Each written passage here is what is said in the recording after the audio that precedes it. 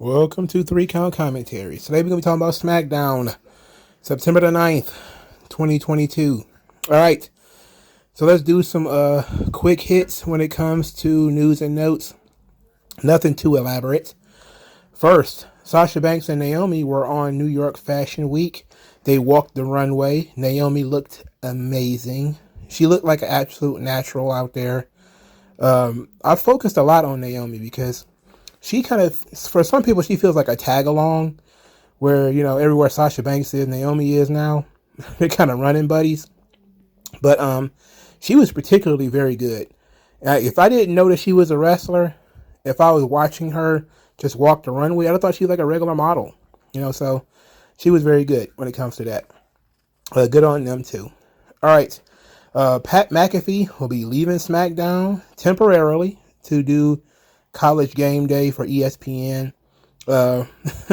Sad. Every time WWE really gets some talented people, they end up leaving. Who knows? I don't know. I think he's going to be gone for the entire football season. But why just football? Why not expand into ESPN in totality? I mean, they already lost Charlie Caruso with her beautiful lips to ESPN.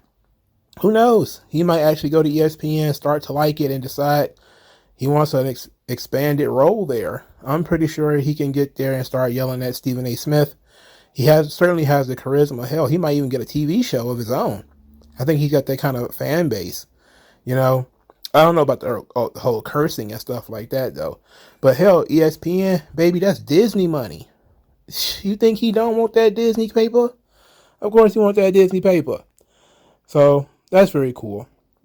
It's gonna be sad without him around. I wonder who's gonna fill the chair. Spoiler: this is recorded before SmackDown. All right. Ken Shamrock wants to be in the WWE Hall of Fame. This is like the second or third time he said that. I 100% agree that he should be in the WWE Hall of Fame. What do you guys think? I think he was he was an innovative performer at the time.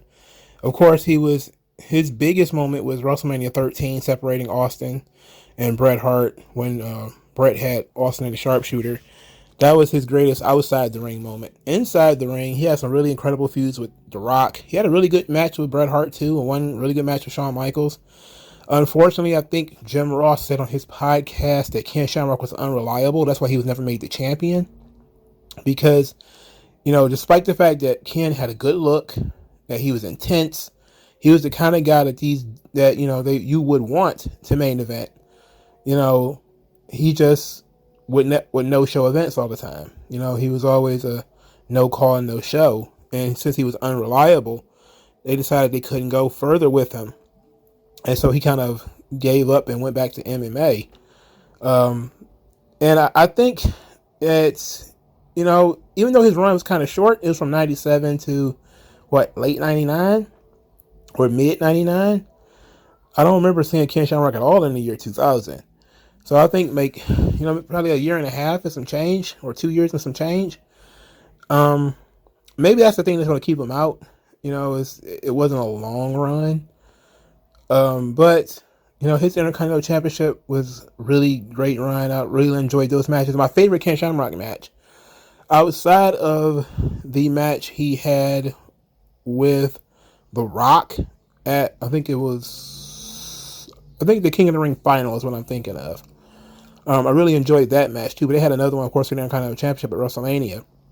But my favorite match is the Mankind match, because I remember being a kid legitimately saying, how is he going to beat Mankind when Mankind's whole gimmick is he absorbs a lot of pain? Like, he's not going to be able to make Mankind submit. They came up with this really goofy finish when Mankind put the mandible claw on himself and knocked himself out. It's absolutely a goofy, it is a goofy, ridiculous finish. That's like saying you could choke yourself out with your bare hands. You can't do it. You can't do it. It's not going to happen. But it's pro wrestling, so anything is possible, I guess. But that was my favorite Ken Shamrock match because of that finish. It was so memorable. So that was fun. And the final note I think we want to talk about is Nick Aldis. He wants to come to WWE. In the past, he said that there were people within WWE that was keeping him out. Most people have said that was Bruce Pritchard. Bruce is a Vince guy, but now Triple H is in this chair. Nick Aldis is having, I'm guessing, shoot problems with Billy Corgan in the NWA. He's not an old guy. I think he's about the same age as, I think he's younger than Roman and Drew. He's probably in that Cody bracket, probably about the 35, 36 bracket. I think with his presentation and with his class and his professionalism, especially with his size and now he has the experience, I think he could do very well in Triple H's WWE. Now, if Vince was still there, I think Vince would see him as a little bland. He probably would see him as a mid-carder, kind of a work rate guy. But I think with Triple H behind him, Nick Aldis could be British Cody.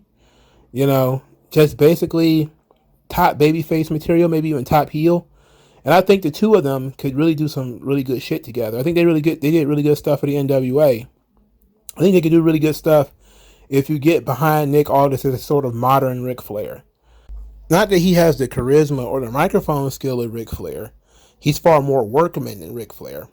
But what I mean is the suits, the rings, just toned down in a more sophisticated Ric Flair. He's not going to scream and muss his hair up and yell about all the women he had sex with. He's a little bit more direct. He's a little bit more family oriented, a little bit more conservative. But that image is what I'm thinking of. He could be, that image of this is what a top guy looks like. He could have been a horseman in the 80s or something like that. That kind of look, that kind of appeal. And I think he can actually work in WWE. And since Triple H is, doing the hiring and the firing, he doesn't necessarily have to listen to Bruce Pritchard. So even if it was Bruce Pritchard that was keeping Nick Aldis out, Bruce doesn't have that kind of influence anymore. Triple H makes his own decisions. He's his own man. If it was John Laurinaitis that was keeping Nick Aldis out, John Laurinaitis is gone. If it was Vince, Vince is gone. So it's a whole new world. And so I think that if he is a free agent and he is looking to I know he's not a free agent. I just saw him on NWA Power. But if he legitimately wants to jump ship to WWE, I think he should do it. Give it a shot. I think most wrestlers are better off jumping ship to WWE at some point because you never know where you're going to land.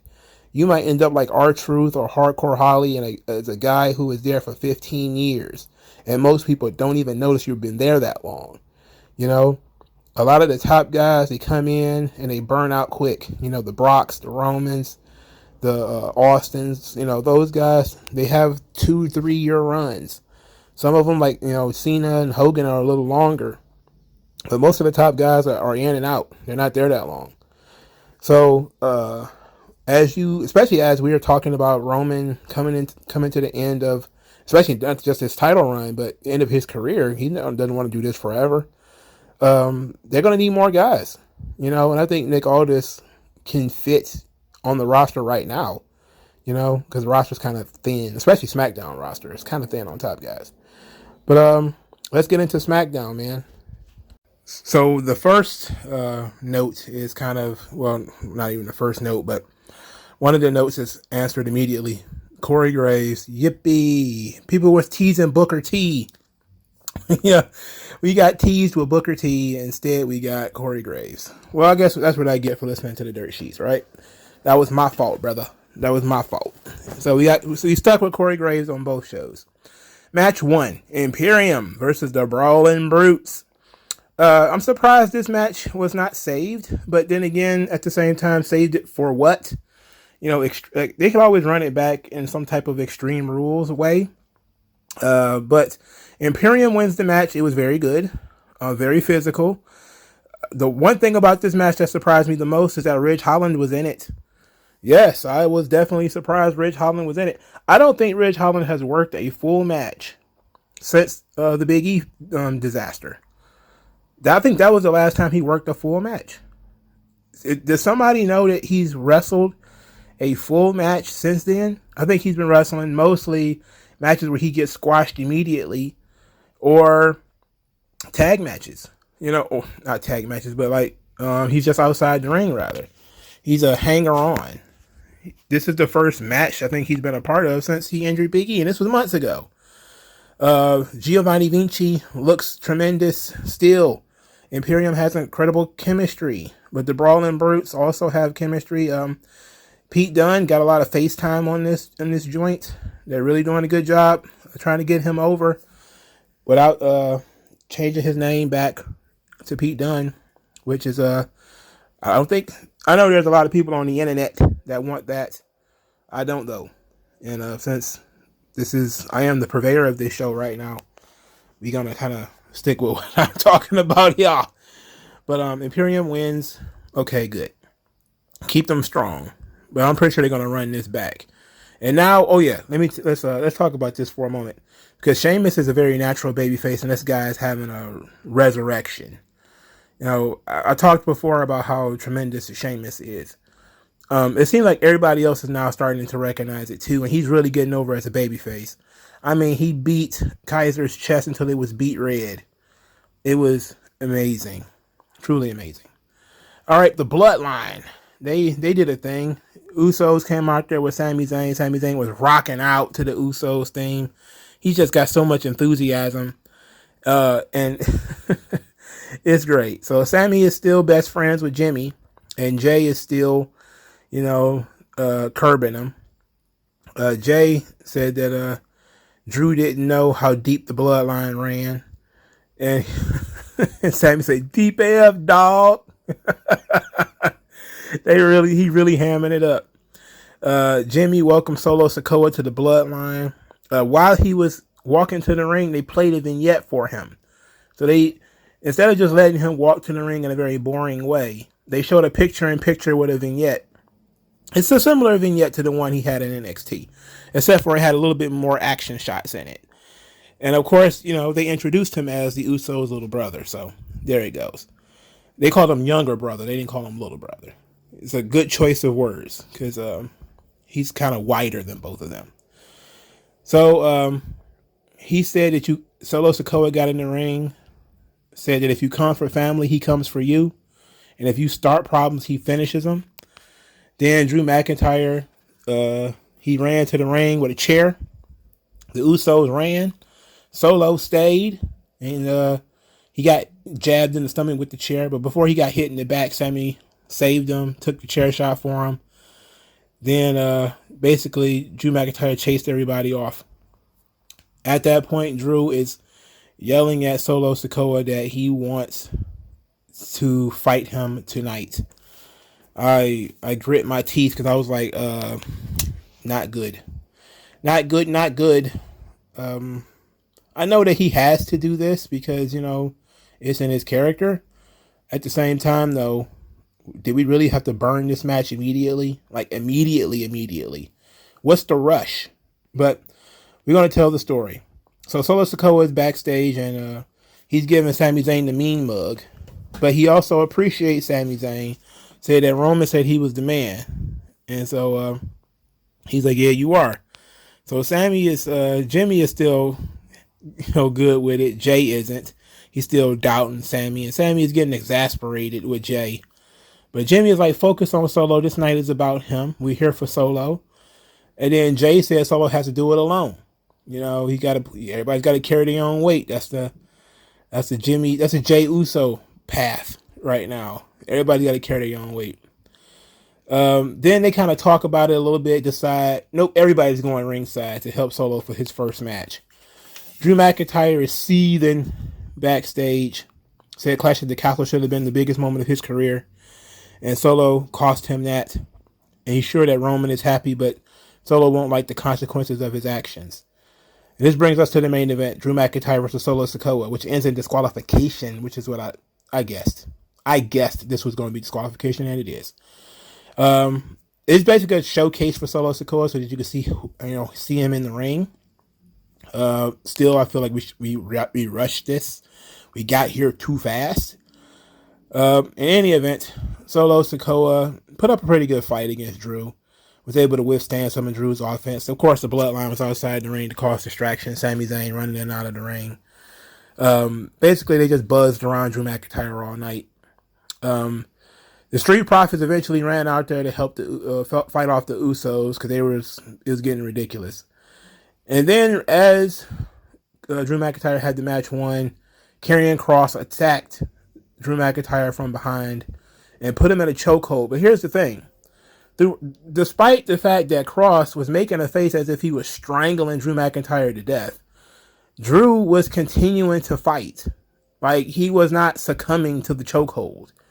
Like, all the way to the point of where they went off the air, Drew was still trying to stand up and, get his. It's like, wow. Like, is he burying this finish or what? like, wow. Like, be choked out.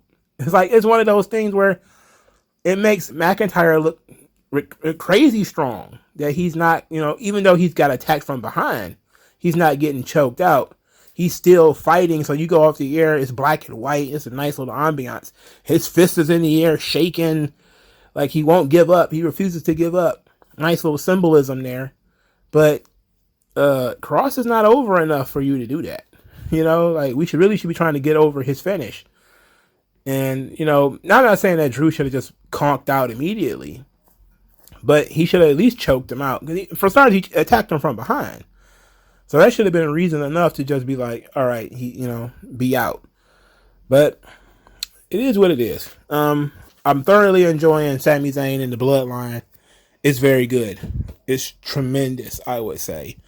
His enthusiasm to be a part of something. Him adopting the language by saying, put your ones up. The Bloodline is in your city.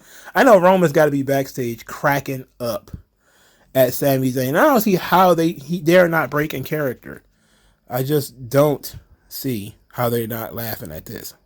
I'm unprofessional as hell. I've probably been laughing my ass off, dog. I'm not even gonna hold you up. I'd have been dying laughing at that. But, every week they're showing that, Sami he's winning over people, but he ain't winning over Jay. So I'm thinking that maybe Jay is going to be the catalyst for his downfall. I feel so bad for Sami because it's coming. Every week it's coming. And there's nothing you could do about it. So it's coming. It's sad. But he hasn't done anything yet. So at this point, I've seen a lot of people say that Sami Zayn should have won the Intercontinental title and brought the Intercontinental title to the Bloodline and that kind of thing. But I think that would destroy the story that they're telling. Sami cannot be too successful. He can be useful, but he can't be successful. Right now, that's the thing that we all like about Sami Zayn. That's what making him likable. Is the fact that he is actually helpful and he legitimately wants to be a member of the Bloodline.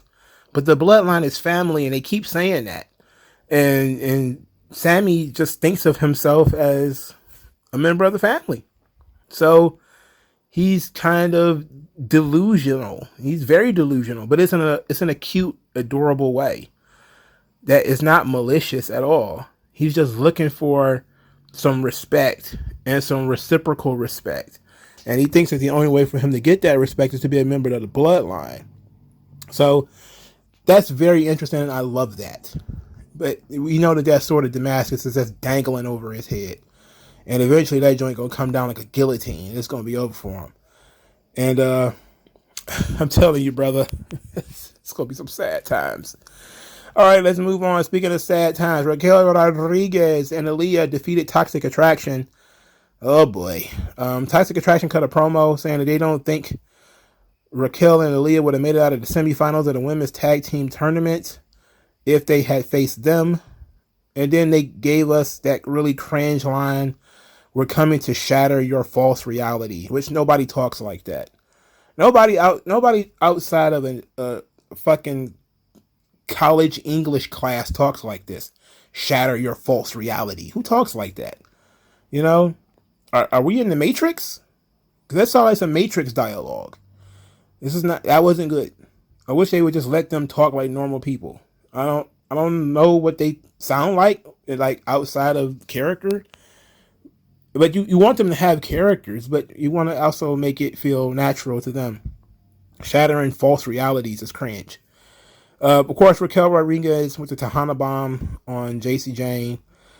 People have been telling me, you shouldn't get too upset. When Mandy comes up, they're going to start winning. I'm like, That's not really how it works. Like, you just can't beat people like a drum again and again and again and again and again and again.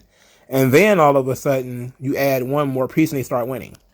Like, no. If they're not going to win, they shouldn't be here. You know, they've already, the fact of the matter is they're losing on both brands. They're losing in NXT and they lost to the most losingest team in all of pro wrestling today. They lost to Doudrop and Nikki. It's ridiculous what they're doing. If they had just lost here, okay, this is the women's tag team champions. It's bullshit, but whatever. We could take the L on that. But they just lost Tuesday too. So it's like, are they about to enter some kind of storyline where they're losers? Because why would, anybody just be okay with them constantly losing? They shouldn't be okay with this. It makes no sense. And the reason why I even give a shit is because they have the ability and the potential, good word, potential to be an interesting trio for the main roster. But if you devalue the two new girls, why should anybody care about them? Especially having to lose to fucking Aaliyah. Come on, Aaliyah. Ugh. Third match, number one contender, SmackDown Women's Title, 5-way match. It went from fatal 5-way to elimination. It didn't matter. It went back very fast. Ronda Rousey defeats Xia Li, Natalya, Lacey Evans, and Sonya Deville. Adam Pearce is apparently under investigation for his verbal dressing down of Ronda Rousey, which they consider to be unprofessional. Speaking of which, Natalya did a tweet mocking CM Punk where her assistant, she was doing an assistant gimmick. Her assistant Bob tweeted out that she has not sued anyone in this match, and this tweet was dictated to him by a muffin eating Natalya. They're really kind of taking swipes at AEW. Not really necessary, but and not directly either. It's kind of vague. It's very vague, in fact. Liv was watching from the press box. She's very excited to see who her opponent is going to be. Unfortunately, it's Ronda Rousey. I know a lot of people grumbled at this. I'm looking at the field. I don't know why Natalya is here. Xia Li and Lacey Evans, they don't even use them. And, so why would anybody believe that they would win? So it's unfortunate. But, so we're back to Ronda. We're back to Ronda and Liv. On its face, Ronda is actually over this time. So it might work out a little bit better. It might work out a little bit better this time because Ronda will actually be over, but at the same time, she might be more over than Liv. So it ought to be fun what they do at Extreme Rules. Later, Ronda Rousey is walking around backstage. She is congratulated by Shayna Baszler, who actually comes across as pretty normal here. I guess in the Triple H basically told her to be herself, and she comes across very normal. She offered Ronda good luck. Ronda says that, hey, I see you putting on this mask. You're trying to be positive, but I know that you're upset, and that what make her feel better? Revenge. And says, let me know when you're ready to come back and break bones. So they're trying to get Ronda to ignite the fire in Shayna, which I like. The question is, how are we going to get out of this match with Liv if it's not going to have Shayna and, interfering and costing Ronda the match? But I kind of want them as a tag team. So maybe Liv steals it again. I don't know. Most people seem to think that Ronda's just going to win the title back. I'm not in that camp. Not yet. Maybe once I see the storyline that they build, I'll come to my own conclusion. I'm not really seeing that Ronda will win the title back. I'm just seeing that Ronda has a lot of momentum right now. And Liv, we could have used a promo from Liv, and we could have used promos from all of these girls. We could have used that these girls, building them up. We could have spent more time on that. That's WWE for you. The fourth match, Hit Row and the Street Profits versus Los Lotharios and Maximum Male Models. I think at some point in this match, Maxine shoved Max and he fell down. Like, they're still telling the story of these two can't get along. It's like Maximum Male Models ain't been around that long and they're already bickering. You can't be invested in their bickering if they haven't been around that long. Hit Row still struggling. They needed the rub from the Street Profits, and I don't think it helped. I really don't. This is another one of those things where they probably could have used some character stuff. Just some segments of these guys pre-gaming backstage and all that kind of stuff. Like, you know, like they used to do in the old Survivor Series. Like, they would be backstage, you know, hyping each other up or cutting a promo as a group or something like that to really make people believe that they're friends. And, you know, I miss those old 80s and 90s ways of doing things. Like those old Survivor Series where they would be like, this is the finest group of athletes in the business, and they'd break it down and each one would cut a promo or something like that. And with Mean Gene, of course, there is no Mean Gene today, but you know, like that whole concept would make a match like this feel so much better. But okay, it was what it was. Alpha Academy came out there. I don't know why they were here. Well, they were here to welcome Braun Strowman, who apparently is going to be doing nothing on SmackDown. Otis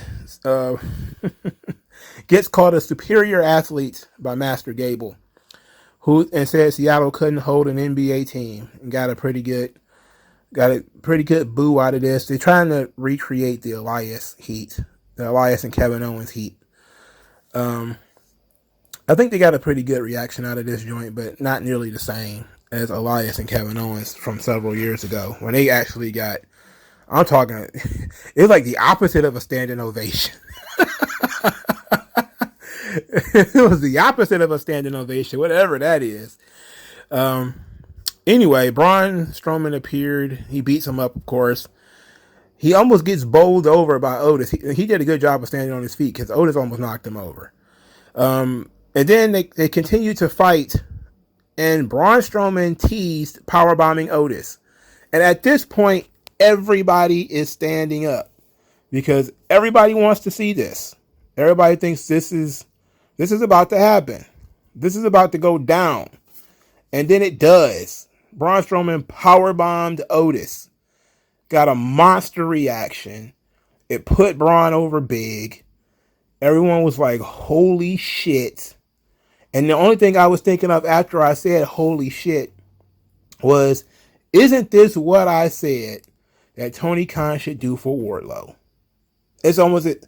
Remember, I said the whole stupid 6-man tag match would have been fine if we end with the visual of Wardlow powerbombing Satnam Singh. I said that. If Wardlow powerbombs Satnam Singh, he's going to be over big. You can play that visual anywhere. It's not like Satnam Singh is like some big mega star that you're pushing or anything like that. He's literally nothing. You know, Wardlow could have powerbombed him, got a badass moment out of it. Nobody would have been talking about how he's off the rails and everything. It would have been great. But instead, they let WWE steal their thunder by letting Braun Strowman powerbomb Otis.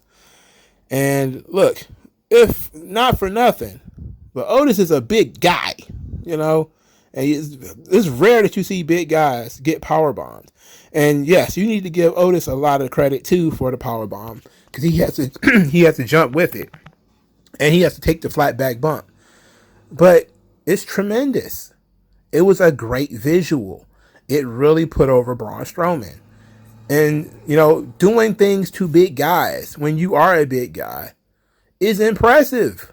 You know, it is impressive. It's like when Kane tombstone Vader.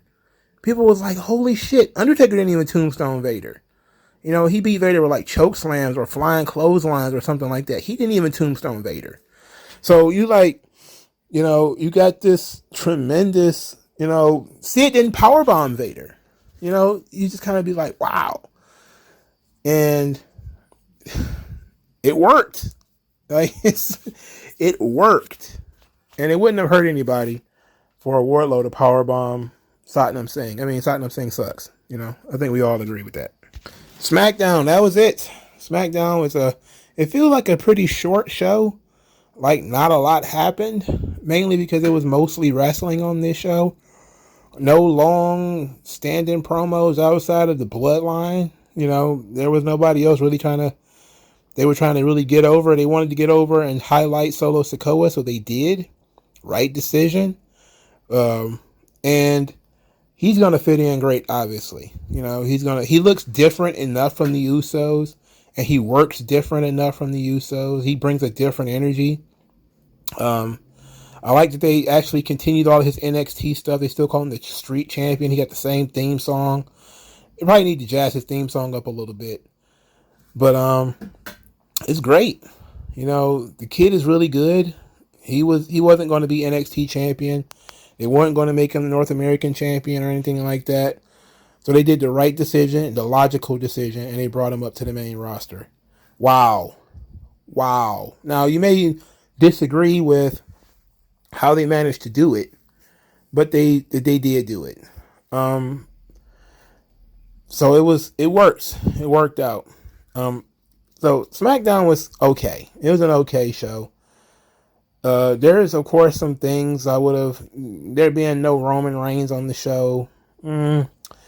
I would have liked, promos and stuff from the Brawling Brutes, Sheamus, and, just to see if, just to gauge that fan reaction. That's why I say we probably should have waited on the 6-man tag, is maybe had a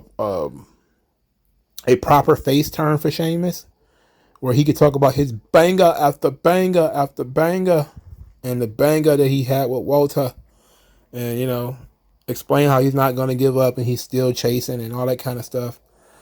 Just officially turn the group face instead of rather, they're fighting Imperium, so they're the baby faces. Okay, I guess. I mean, I guess it worked because he's very over as a face. But this show was definitely helped by there being no New Day, or Viking Raiders. It definitely helped for them not being on the show. Next week, they're going to do another Fatal 4-Way. It's a Triple H favorite.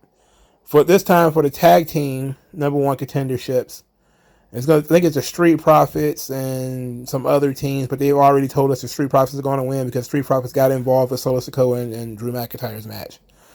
So they pretty much already told us the Street Profits are going to win. I don't know how I feel about that, considering the Street Profits was just the #1 contenders. I think a lot of people feel that way about Ronda Rousey as well, because Ronda was just there. It's like, okay, why can't we go with Sonya or Lacey or somebody different? I think they're telling a story when it comes to Liv, Ronda, and Shayna. They're trying to prove a point, trying to make a point. And I'm going to give them the opportunity to make that point as long as it's not whack. As long as it's not stupid. But what did you guys think? Like, share, subscribe. I'll talk to you guys later, man. Peace.